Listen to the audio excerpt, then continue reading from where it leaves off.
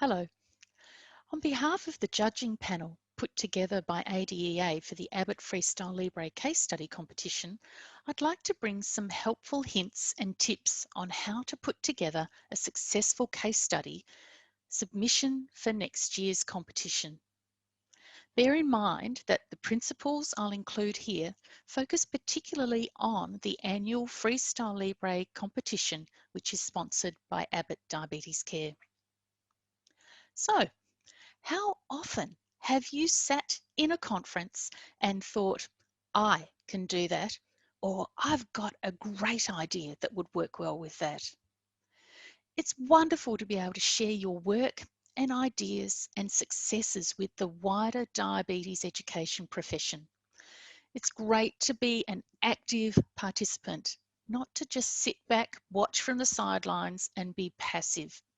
And ADEA and Abbott encourage the sharing of ideas and benefits for diabetes practice and particularly for people with diabetes. Something like this is an opportunity for you to grow and develop your skills in writing, presenting, and public speaking. So believe in yourself and your professional skills and abilities.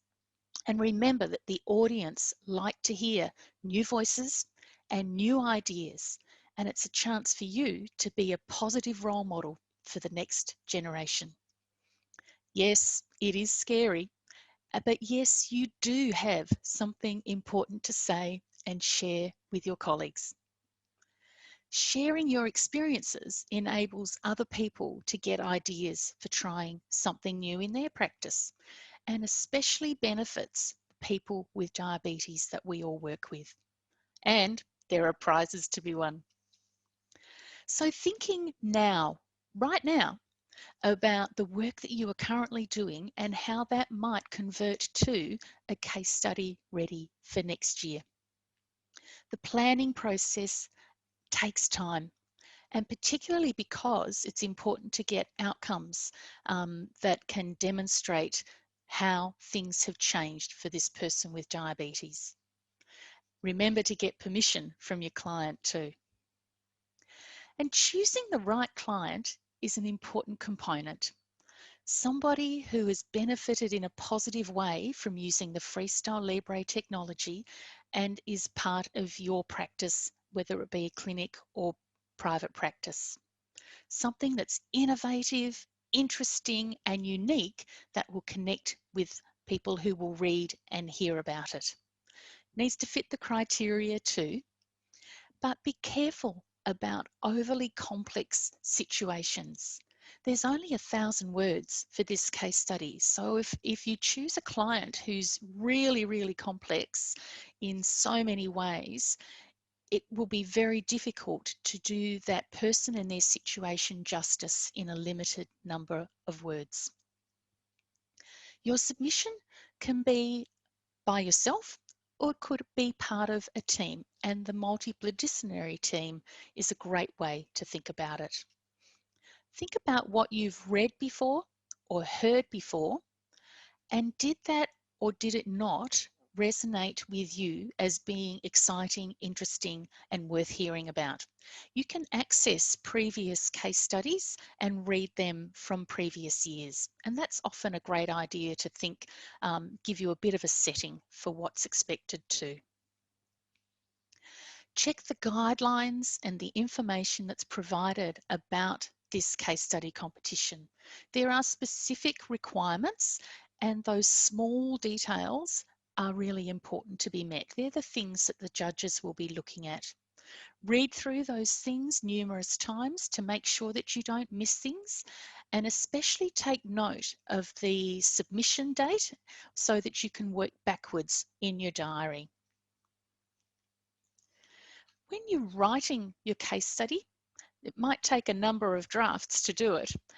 And along the way, it's important to think about it being a little bit like those university assignments that we used to write. So there's a word limit maximum. We need to include principles of person-centered care. And if you need a bit of a reminder about those, go back and read them again. Inclusive language, so remember to look for the Diabetes Australia language position statement if you need a reminder about that, and keep that next to you as you're writing. The clinical outcomes that you're going to be discussing need to relate to the technology that is being used with the Freestyle Libre. Thinking about quality of life as an underpinning principle across all that you write and do is a really good foundation to lay. And then those aspects of practice change for you and your team that are part of this process. What challenges may have been faced with using that technology for the person or your practice setting, and try to think of something other than cost. It's always helpful to use subheadings and sections in your writing and assembling of your case study. Introduction provides that starting point for who you are, your profession and your role, the details of the person with diabetes that you're working with, de-identified of course, and their medical and diabetes history. Don't forget their medications and the doses and all those other relevant parts. There's psychosocial information and situation, and then thinking about the issues and problems that they may be faced with managing their diabetes and how that has formed the rationale and reason for choosing Freestyle Libre as the technology to support and assist them. Again, keeping the challenges broad and not just cost related, and remembering that quality of life is an underpinning principle throughout. Using high quality and innovative diabetes care strategies is a really great way to demonstrate your practice. Involvement of the multidisciplinary team is an important thing to demonstrate, particularly in regard to insulin dose adjustment. So remembering to include the authority pathways that go with the insulin dose adjustment strategies. When you're looking at discussion of the outcomes, those ambulatory glucose profile reports and data that can be gathered are important to provide as examples of before intervention and after intervention. And this is the evidence that shows how the technology has improved and benefited the client and their diabetes care. Remember to use a variety of report types, not just the single one, and there are many to choose from. And connecting that with which interventions worked and which didn't work so well. Using references to connect with quality best practice is great to include as well. So coming to the end of your submission, you want to conclude nicely, provide closure, and discuss how the interventions that you've applied and worked with your client with have benefited you and your practice and can also be applied to other people with diabetes across the country.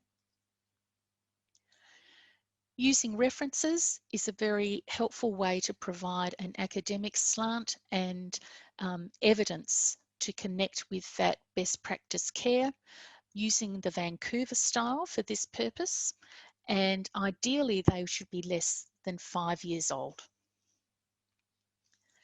When you're writing, things to remember as you go: language, language, language, spelling, grammar, expression.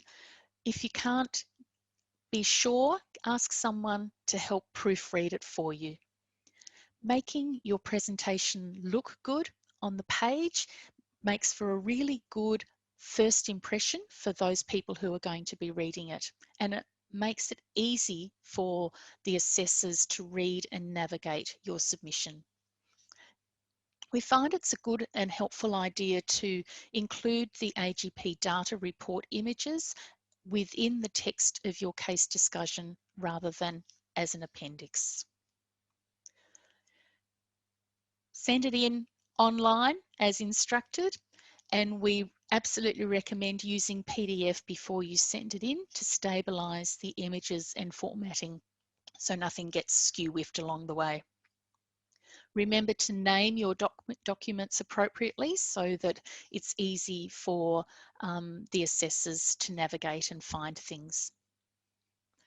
Above all, have a go. Believe in yourself and be brave. And on behalf of ADEA and Abbott, we look forward to seeing your submission for next year's case study competition.